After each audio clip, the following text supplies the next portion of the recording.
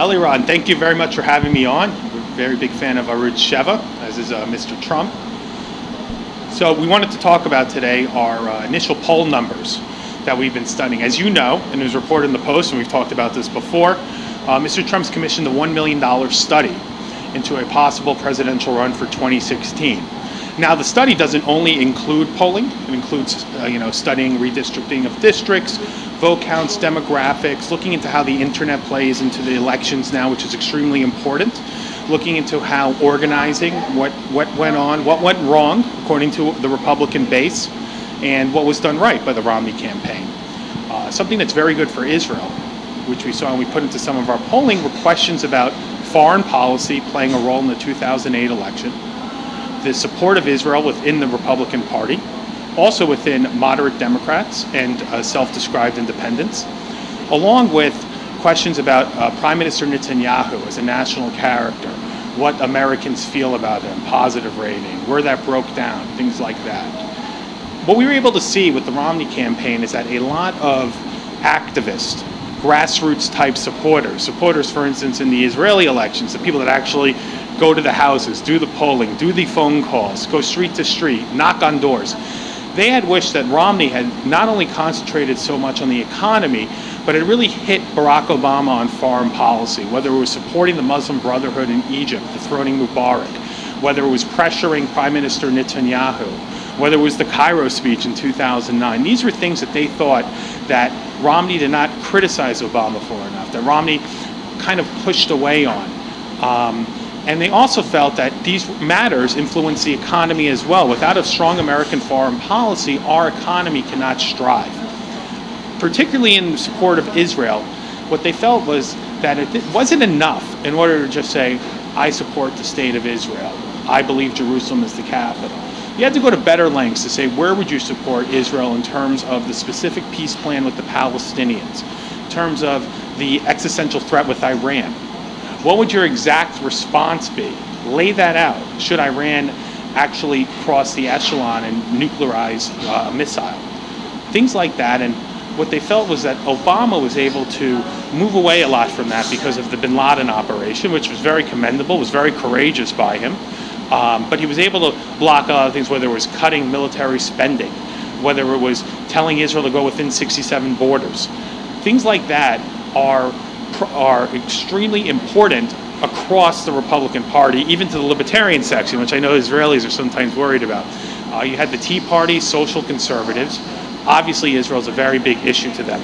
You know, a lot of people think with the Tea Party, and this is what our polling numbers show, that they're against all foreign aid. They're not. What they're against is aiding our enemies. What they're against is America not being able to get deference as a result of the money. And they're also realize that that goes in part with trade.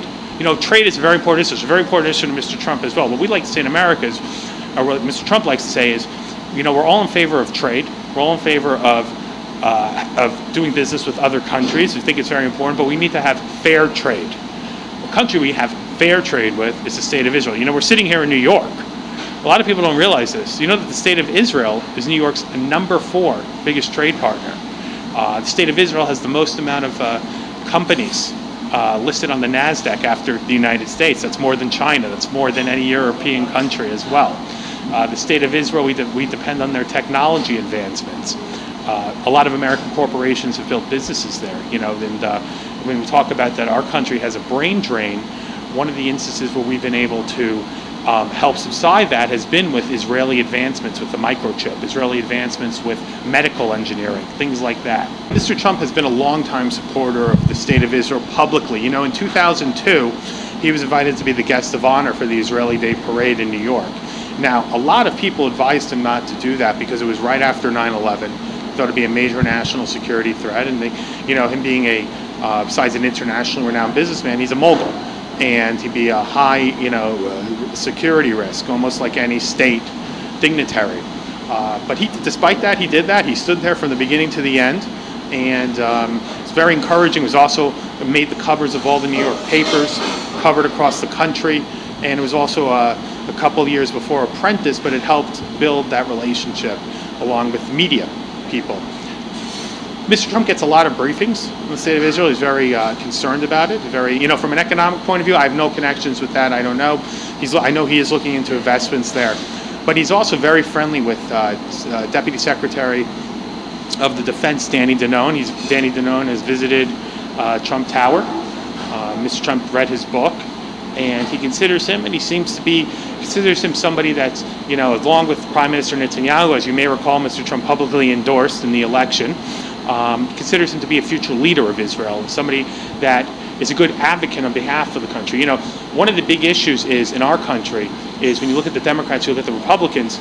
Republicans like to say we don't apologize for the country, and I think that that's very important for Deputy Minister Danon. He's not apologetic. He's not deferral, and that's what Israel really needs. When you see what Kerry did last week, the entire Middle East was blowing up. You had the protests going on in Egypt. You had, terrible things happening in Jordan, where, we're not really covering that or in the United States here, but I mean, Jordan's, King Hussein is barely hanging on right now, and the Muslim Brotherhood faction there is even more radical than the one in Egypt. And Kerry would come and he would say, we need to upstart the so-called Mideast peace talks. And it was really, very disconcerting to a lot of Americans, disconcerting in terms of what polling showed for us, saying that, one, this should not be a top priority of the United States. The United States' top priority should be terrorism, majority of which is Islamist terrorism. It should be national defense, and it should be the Iranian nuclear program, along with trade in Latin America. This is not, the onus is not on the state of Israel. The Republican Party certainly realizes that, at the end of the day. The onus is on the Palestinians. They've been offered everything. And whether it was with Clinton, with Barack offering Arafat everything he could possibly want, and Arafat not accepting at Camp David, or whether it was with Netanyahu making a straight offer that all he wanted Abbas to do was say he would accept a Jewish state. Anthony Weiner is running for mayor of New York right now. You live here, Laurent, you follow this. When he resigned from Congress, his seat was open. There was an open election. A Republican actually picked up the seat. I think it was the first time in over 30 years that a Republican had held that. Mr. Trump campaigned for the Republican. There was a major upset in the election. One of the statements Mr. Trump released afterwards to Newsmax was that what will Obama learn from that defeat? Will he learn anything from that defeat?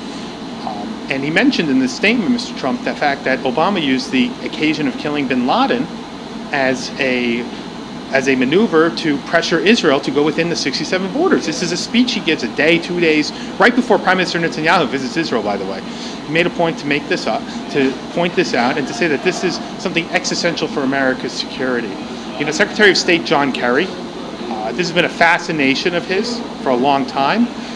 When Arafat was one of the most popular people, the Nobel Peace Prize winner in D.C., Kerry was oftentimes seen eating in Georgetown with his wife, Teresa Hines, and Arafat's wife, if she was. And he certainly believes that this is the top issue in the Middle East, especially for America. John Kerry certainly has long believed that this is the top issue in the Middle East.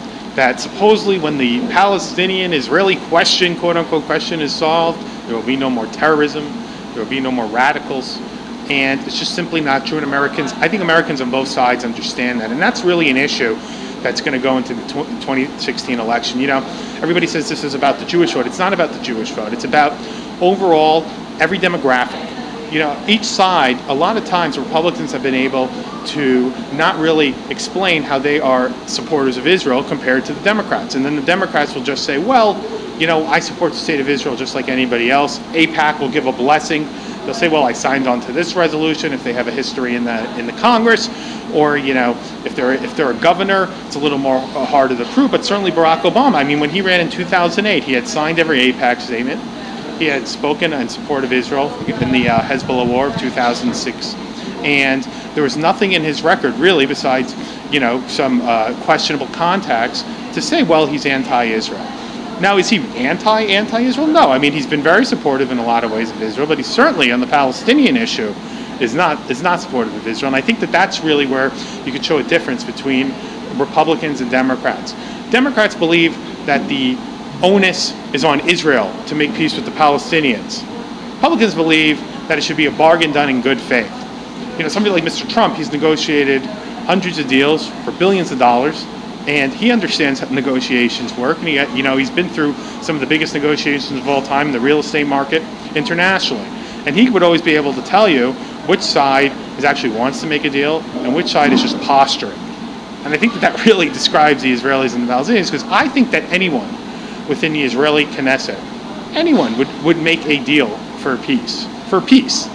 But what is peace? Is it P-E-A-C-E or is it P-I-E-C-E? That's just been an issue, and I think that the Republicans really get that. But once again, Romney gave a nice press conference in 2008 in Jerusalem. He said that Jerusalem was going to be the capital of Israel, but we've heard that before from all Republican candidates. I can't say that Mr. Trump is thinking about making a personal visit. I can tell ARUTZ7 that Mr. Trump has examined and is strongly considering making a personal visit to Israel. If he wants to meet with leaders there, see the ground there, and get tours. He's been talking with Johnny Daniels, works with Deputy Minister Danny Danone, and we are in the early preliminary stages of planning this. Right now, the Republican Party on foreign policy, I think that that's where the biggest divide is going to be, not social issues. Social issues were a big divide within the Republican Party for, I'd say, the last 25 to 30 years, starting with Reagan's coalition when he brought in a lot of Dixiecrats, a lot of people from Jimmy Carter's old voters. And it kind of, some of the Republicans, we call them Rockefeller Republicans, those that cared about the economy, said, well, we need to remain this big tent. I think we've settled on a lot of issues. We're certainly a party that's pro-life. We're certainly a party that's traditional marriage. We're a party that believes in the sanctity of Judeo-Christian values within this country. And certainly compared to the Democrats, the Republican Party has a finite stance there. What we see now, which is politically sensitive and sensitive to a lot of people within the party, is this divide or this argument about becoming isolationist. Senator Rand Paul came out, and he's a very popular senator. It's a very good chance to become the nominee in 2016. He's already set up operations in New Hampshire. He set up an operation in Iowa, starting to set up an operation right now in South Carolina. And he's come out and he said you should cut off aid to the Egyptian military. Now, Mr. Trump said we should cut off aid to the Muslim Brotherhood. And he has just come out and said we should keep aid coming to the Egyptian military. Look, is a coup, and this was a coup, let's not mince words here, is a coup a good thing? Not necessarily, certainly not in general terms. Now, specifically here, the Egyptian people came out of the streets. It wasn't only, but it was substantially, the Egyptian people had a problem with the Islamist constitution, the Sharia constitution, that Morsi illegally pushed through, declaring that he had more powers. It couldn't be questioned by their judiciary.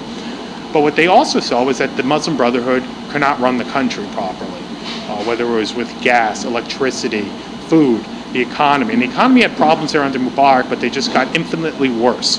And a lot of people also just generally not like Morsi, was not so ready for prime time, frankly. The military there was a combination of some Salafists, apparently, but even elites and the old guard of Egypt. That's not a bad thing, necessarily. And I think that that's where you need to have this other discussion, because there's another frame of thought within the Republican Party about this democracy movement. It wasn't only that we would remove Saddam Hussein, it was that we would let the Iraqis decide which government they wanted. We put no demands on them. We stood there for 4 years, 5 years, wasted trillions of dollars, even worse, wasted American lives, basically acting as their policemen, while they installed the Sharia constitution. Now, say what you want about Saddam. Saddam was a threat to the United States, but I would certainly say that Iran is a better ally to Iraq today than it was under Saddam. And I think that that's something, you learn from mistakes as well, but these were harsh mistakes, we made under Bush. And I think that that's going to be another problem, is whether or not a lot of people want to push this democracy. Senator John McCain, he supported the Libyan rebels. Then he now supports the Syrian rebels. Now in Syria, those rebels are Al-Qaeda that he's supporting. They're Wahhabis. And, they may be fighting Hezbollah, they may be fighting Bashar Assad and his Iranian proxy, but they're not our allies, and they're certainly not going to be able to do a government that would be in America's interest. Sometimes America's interest, frankly, is also just staying out of things. Israel has a right to guard their borders, to make sure certain weapons are not transferred into Lebanon. But that we do not have, it's not necessarily in our interest, the American interest, what goes on specifically there with this terrible, bloody, savage civil war. So, but you have people like John McCain now who are saying, well, we should get involved for humanitarian reasons, no-fly zones in Syria. Now he's saying we should cut off aid to Egypt. We should, he pushed in, or he pushed through the Senate, gave Barack Obama a lot of cover to go to war in Libya. And I would say that the prospects or what the results were not in America's interest. And we, that's another thing is where will a president take us? It's not only, the problem is within the Republican Party, I think, as of now, is some people are talking about a humble foreign policy. I think a lot of people, what we need to push, or what Mr. Trump would say, is we need a prudent foreign policy. What is in America's interest? It's in America's interest for the state of Israel to prosper. Not only are they an ally of ours, but we have selfish reasons to support Israel. Israel's security and Israel maintaining its security maintains America's interests. Whether it was, we had to go to war with Iraq. Had Israel not bombed Osirak, it would have been a much different war. We may imagine what would have gone on if Syria, whatever happened there, supposedly it was Israel that knocked out a nuclear reactor, what would have happened? And I think that unfortunately, America's not going to take the steps that are probably needed to stop the Iranian nuclear program, and it falls on Israel, unfortunately. But thank God that you do have a leader like Prime Minister Netanyahu, who's the modern-day Winston Churchill. Polling has shown this to us. People believe he's a stronger leader in the Republican Party, moderate Democrats, than Barack Obama. And I think that Americans as a whole, whether it's the party itself, who knows, but Americans as a whole, the State Department would support an Israeli operation into Iran. Mr. Trump was very happy with the results of the Israeli election. As you know, he filmed that endorsement commercial. He was a little concerned, well, what would the Israelis think about him getting involved in their public, their personal affairs there. However, he thought because of the leadership that Prime Minister Netanyahu has shown, and at a time when it's such existential threats going in the state of Israel, not only from Iran, but actually at their borders, along with diplomatic pressures coming down in America that is certainly not like the Bush administration, showing a strong will under the Obama administration, is not showing the strong will to support the state of Israel, even in the international arena, that it was very important for Prime Minister Netanyahu to not only win re-election, but have a strong Knesset. And it did work out for him. Obviously, he lost some seats, which he didn't know, but it was very nice. He got a nice letter, Mr. Trump, saying that they thought that the commercial helped them keep a couple seats towards the end. I think that the message we would also like to convey, and you're the only news outlet we've talked about this polling that we've done, is that the Republican Party, even throughout our internal debates, which we've discussed on foreign policy, remains steadfast supporters of the state of Israel across all ideological outlets, and at the end of the day is willing to go, I would say, to the mat for the state of Israel. You have a friend with the Republican Party, and I hope you have a lot of friends in the Democrat Party, but we'll see what the future holds there.